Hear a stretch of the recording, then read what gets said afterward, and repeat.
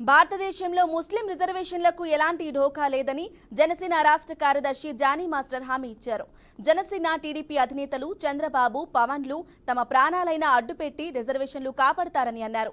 గడిచిన 5 ఏళ్లలో ఆంధ్రప్రదేశ్ 25 సంవత్సరాల వెనక్కి వెళ్లిందని ఆరోపించారు. సంక్షేమం పేరుతో సీఎం జగన్ రాష్ట్ర ప్రజలను పక్కదారి పట్టిస్తూ అభివృద్ధిని మర్చిపోయారని ఆరోపించారు.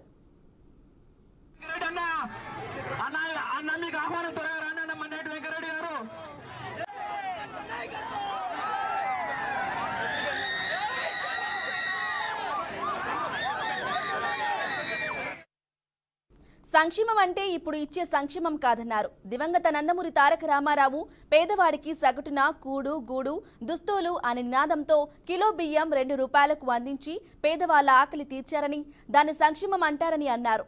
200 ఉన్న పెన్షన్ 2000 రూపాయలకు పెంచిన ఘనత చంద్రబాబుది అని కొనియాడారు.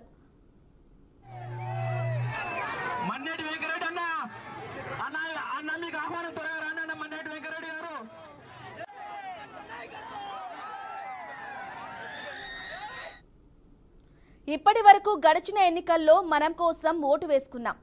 ఇప్పుడు యువత భవిష్యత్తు కోసం ఓటు వేయాలని అన్నారు. రాష్ట్రంలో ఎంతో మంది నిరుద్యోగులకు ఉద్యోగాలు రావాలంటే కూటమి అధికారంలోకి రావాలని చెప్పారు.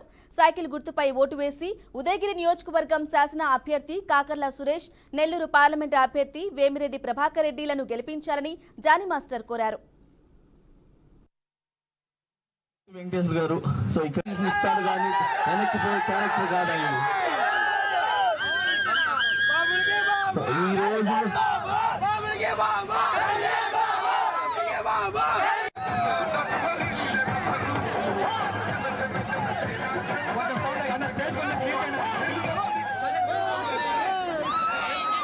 ఇక్కడ గెలిచారు కదా, ఏం చేశారని చెప్పి ఒక ఇల్లు మనం ఖాళీ చేసి కొత్త ఇంట్లోకి వెళ్ళినప్పుడు అది సర్దుకోవడానికి మనకు 2-3 నెలలు పట్టిపోతాయి. అలాంటిది విభజన అయిన తర్వాత, తెలంగాణ ఆంధ్ర విభజన అయిన తర్వాత సర్దుకోవడానికి టైం పడుతుంది. అది ఆ సర్దుకునే టైంలోనే మీరు ఎలక్షన్స్ వచ్చినాయి. ఏం చేస్తారు చెప్పండి? వాళ్ళ ఇంట్లో అసలు ఎలాంటి పరిస్థితులు జరిగి ఉంటాయి?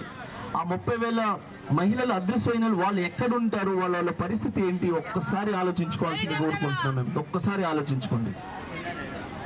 సో దయచేసి నేను చెప్తున్నాను, ఈరోజు మళ్ళీ మీరు వైసీపీకి కానీ ఓటేశారంటే దాని ప్రభావం ఏముంటదంటే మీరు సోమరిపోతులు అయిపోతారు. ఎలా అంటే భోజనం పెట్టి పడుకో అంటారు. అదే చంద్రబాబు నాయుడు గారి కూటమిని కానీ గెలిపిస్తే భోజనం పెట్టి పడుకోబెట్టి లేపి పనికి పంపిస్తారు.